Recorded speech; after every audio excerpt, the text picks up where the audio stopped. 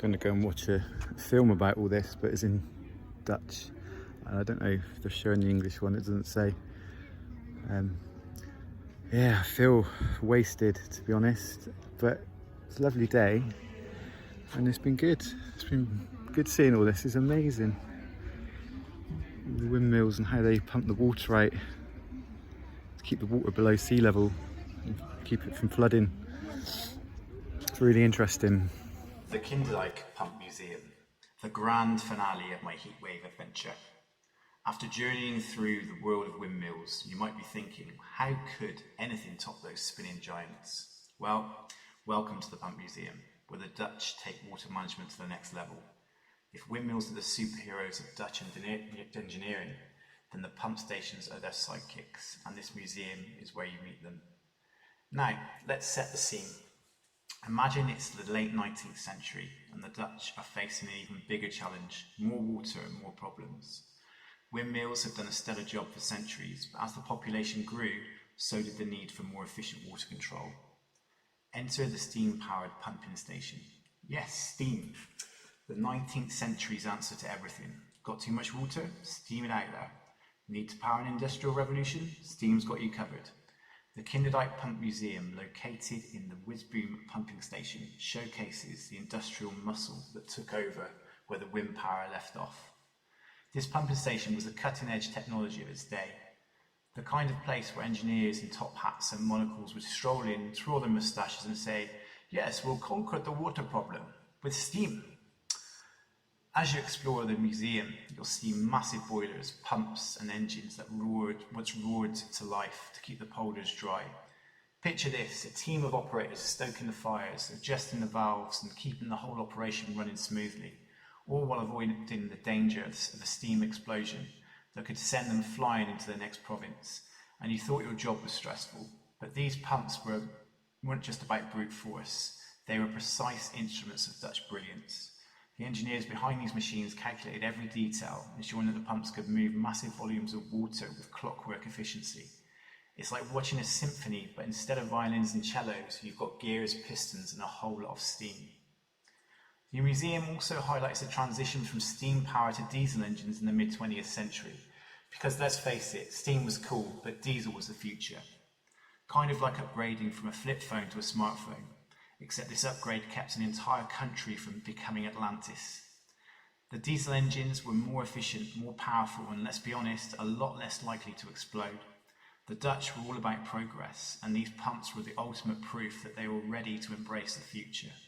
And here's the kicker. These pumps are still in working order. That's right, the very machines that were once on the front lines of Dutch water management are still ready to roll.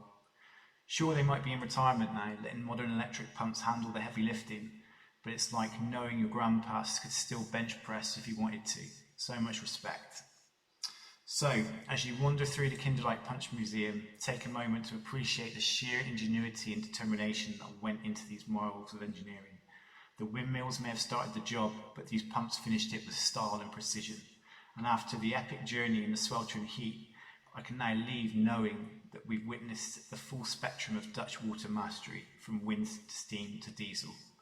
Plus, we got a cool story out of it, and maybe in a little bit of history related to sweat equity. Yeah, another place I really highly recommend is coming to Kinderdijk. Beautiful, lovely day out.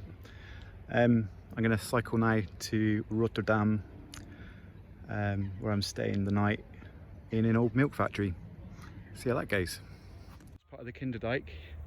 And then this side, further on down, so this is lower, you've got all this farmland. So it's lower than the dike. It's incredible ingenuity. I'd be a bit scared though, like if it did flood. Beautiful house as well. Some of these houses are just insane.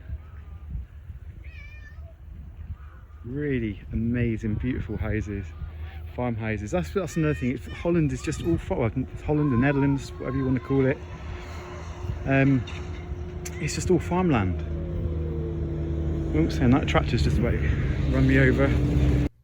I made it to my Airbnb. It was really hot outside. That was like cycling in India, and it was It's 2 o'clock in the afternoon, so the sun was pretty high. It was nice when it was cloudy on the way down, but when the sun's out, that is hot, hot, hot, hot. So it was a strain. My legs really feel it. I think I'm gonna have a cold shower. And I just want to show you this Airbnb. It's pretty amazing. Milk factory, but they've done it out in quite a quirky place. So you've got the kitchen area here, bunk beds, and you've got the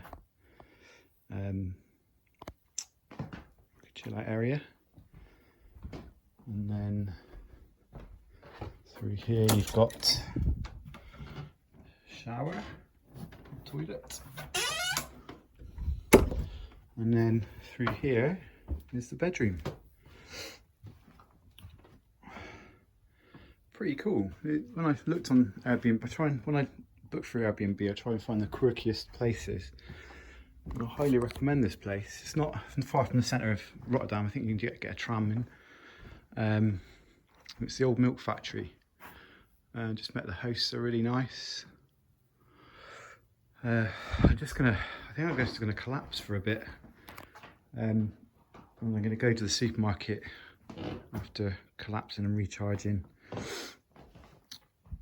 I don't know if I'm gonna go into Rotterdam because I'm gonna get up early tomorrow to cycle to Tilburg and then on to Eindhoven, which is 6 hours. But my legs and the way my legs and my bum feel at the moment, I don't know. It's going to be a tall ask tomorrow. It would be okay if I was on a racing bike, but this is my bike, guys, and it's a good bike. But to do long distance, this seat is killing me, absolutely killing me. And because the pedals aren't very long, like on racing bikes, you've got a short cycle, so your legs do more work. Yeah, so let's see how I get on. If I leave early, it's not going to be as hot, so I might be okay. Down the supermarket in Rotterdam, what's all this?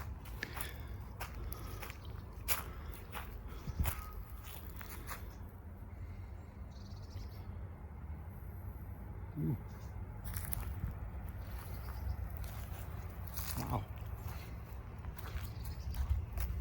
Oh, it's private property. Well, you always know when you're in the rough part of town when you've got goalposts made of steel, just in case someone steals them. So I've come to the decision, I'm going to be sensible for once in my life and not cycle tomorrow to the brewery 4 hours. I'm going to basically hop on a train from Rotterdam to Tilburg, and then I'll still cycle afterwards. So then it's a 17-minute cycle to the brewery, and then it's another 2-hour cycle to Eindhoven. So I'll do that part, but then there's no rush to get up early tomorrow, so I can chill a bit tonight. I'm not going to go into Rotterdam, but I'm on my way to go and have a look at the Feyenoord Stadium. So yeah, I just have a look around, and it's only down the road. It's about a 15-minute walk. So I'm going to have a look at that, and I'm going to chill the rest of the night, have an early night after last night's shenanigans. Walking around here is like walking along in the Bronx. Very different to Amsterdam. There's a bit of an edgy feeling. Yeah.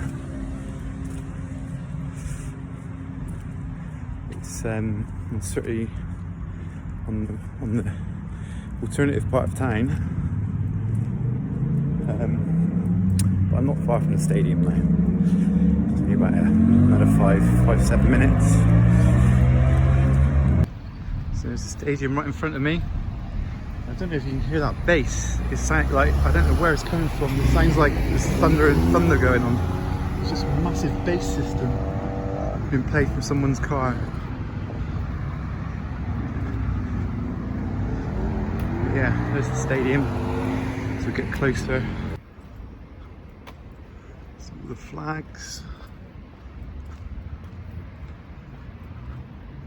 And walk into the front. I think this is the front.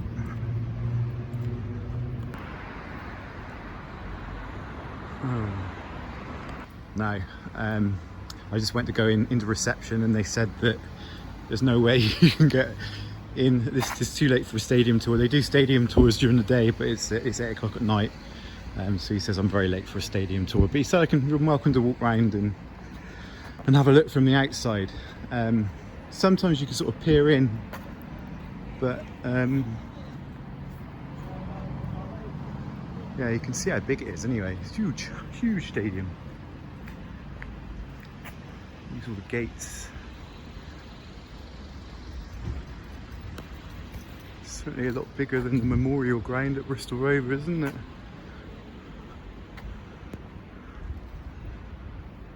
Yeah. God, imagine on a match day. This must be insane. But gave me something to do in the evening anyway. I'm going to walk around the stadium and here we go. There's all the different areas of the stadium.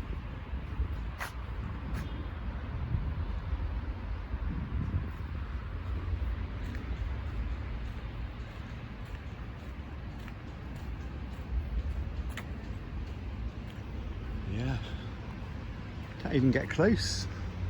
It's all barbed wire and fences.